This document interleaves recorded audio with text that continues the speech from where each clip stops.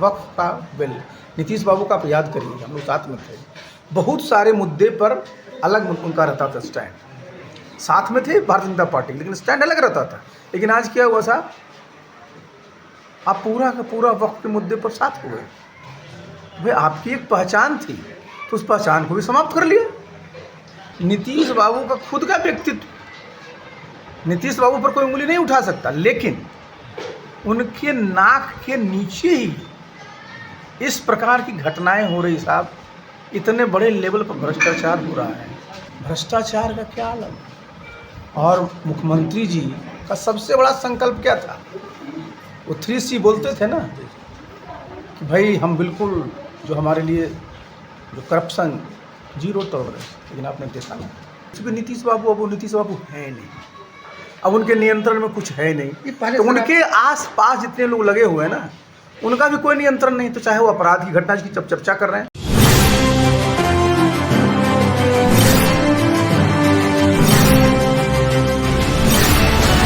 घर का भेदी लंका ढावे, ये कहावत नीतीश के एक बेहद ही करीबी कहे जाने वाले आरसीपी सिंह पर फिट बैठ रही है। कभी सीएम नीतीश के करीबी रहे आरसीपी सिंह अब अपना रास्ता खुद ढूंढ चुके हैं। नई पार्टी बनाने के बाद अब नीतीश कुमार पर हमलावर हुए और उनकी बीमारी पर बड़ा बयान दे गए।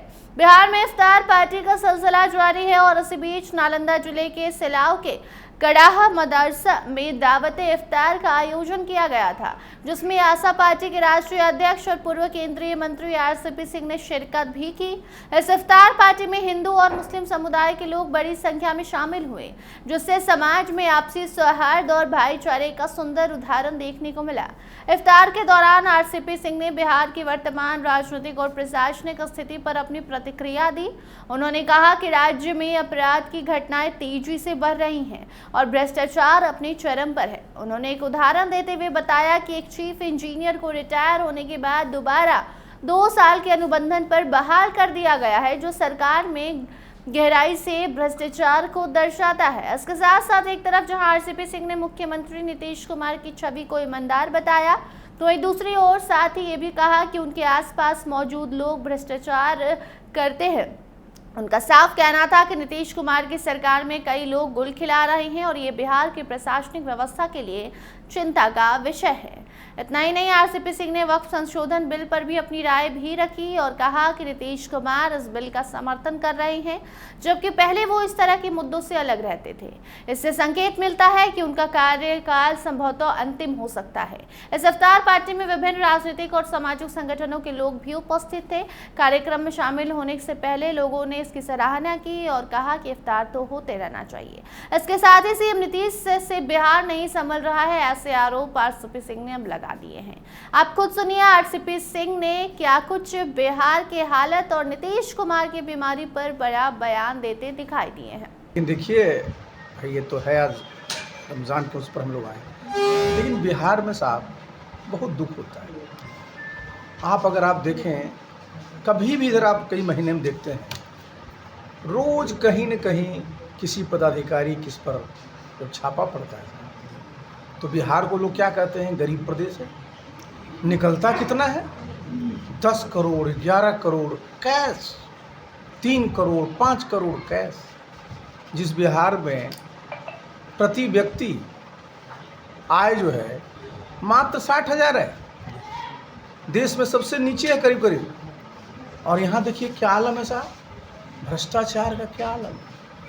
और मुख्यमंत्री जी का सबसे बड़ा संकल्प क्या था, वो 3C बोलते थे ना कि भाई हम बिल्कुल जो हमारे लिए जो करप्शन, जीरो टॉलरेंस। लेकिन आपने देखा ना, तो ये तो भाई बहुत ही समझिए कि जिसको हम कहते हैं ना दुखद है।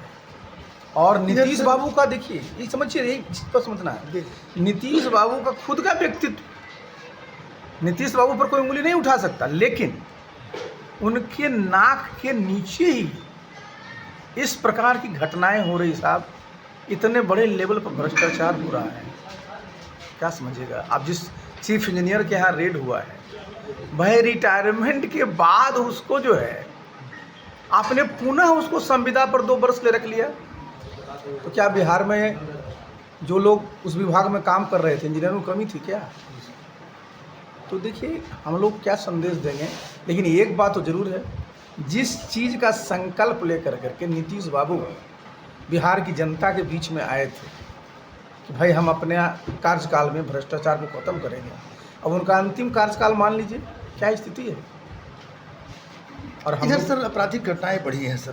देखिए हम इसी पर देखिए इसी पर जैसे आज हम लोग यहीं बैठे हुए हैं, भाई हम लोग का देखिए मदरसा है, वक्फ की संपत्ति है ना भाई। आज आप देखिए पार्लियामेंट में वक्फ का बिल, नीतीश बाबू का आप याद करिए, हम लोग साथ में थे, बहुत सारे मुद्दे पर अलग उनका रहता था स्टैंड, साथ में थे भारतीय जनता पार्टी, लेकिन स्टैंड अलग रहता था।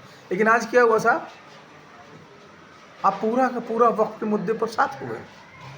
भाई आपकी एक पहचान थी तो उस पहचान को भी समाप्त कर लिया। तो देखिए ये एक बार ने मैंने कई बार कहा, क्योंकि नीतीश बाबू अब वो नीतीश बाबू है नहीं, अब उनके नियंत्रण में कुछ है नहीं। तो उनके आस-पास जितने लोग लगे हुए हैं ना, उनका भी कोई नियंत्रण नहीं। तो चाहे वो अपराध की घटना की जब चर्चा कर रहे हैं, बढ़ना ही है। हम लोग थे 2005 में, 2010 में मैं उनके साथ था, अपराध की घटनाएं घटती थी, इस प्रकार की मॉनिटरिंग हम लोग करते थे कि गुंडे लोग बिहार में रहते थे, भाग गए थे सब। तो क्या अभी जंगल राज आ रही है या जंगल राज क्या कहिएगा, वो तो सब हम जंगल राज हम देखिए, जब अब मुख्यमंत्री जी के नियंत्रण में ही नहीं है, ये तो आप देख रहे हैं ना भाई। उनका जो आप देखते हैं जिस प्रकार का व्यवहार, नीतीश बाबू का व्यवहार कभी रहा था ऐसा, जिस प्रकार का उनका बॉडी लैंग्वेज हो रहा है, जिस प्रकार से वो जब जाते हैं तो बोलते हैं, ये था ही नहीं। तो स्वाभाविक देखिए शरीर जब साथ काम नहीं करता है तो क्या, तो देखिए ये तो बिहार के लिए बहुत दुखद है ना कि हमारे मुख्यमंत्री जी के नियंत्रण में अब बिहार नहीं रहा है। तो कौन बिहार चला रहा है?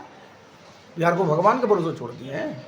इसलिए तो आप चाहे अपराध की घटना हो, भ्रष्टाचार की घटना हो, सब में बढ़ोतरी हो रही है। तो सुना आपने आरसीपी सिंह का ये बयान। देखिए आरसीपी सिंह नीतीश कुमार के बेहद ही करीबी रहा करते थे एक वक्त पर, लेकिन अब वो उनसे अलग हो चुके हैं, अपनी नई पार्टी आशा भी बना चुके हैं और चुनावी साल है, तो ऐसे में आरसीपी सिंह भी अब एक्टिव नजर आ रहे हैं। और बिहार की स्वास्थ्य व्यवस्था पर सवाल उठाते उठाते उन्होंने ये तक कह दिया कि नीतीश कुमार से बिहार अब संभल नहीं रहा है। नीतीश कुमार के हाथ में बिहार की कमान अब रही नहीं, भले वो मुख्यमंत्री हों, लेकिन कुछ अधिकारी हैं जो उन्हें आदेश देते हैं वही नीतीश कुमार करते हैं। नीतीश कुमार की ना कोई बात मानता है और ना ही नीतीश कुमार बिहार को सही रूप से चला पा रहे हैं। बाकी आरसीपी सिंह ने जिस तरीके का बयान दिया है, अब ये सियासी माहौल गरमा सकता है। उस पर आपकी क्या राय है, कमेंट सेक्शन में जरूर बताइए। देखते रहिए स्टार टीवी बिहार। धन्यवाद।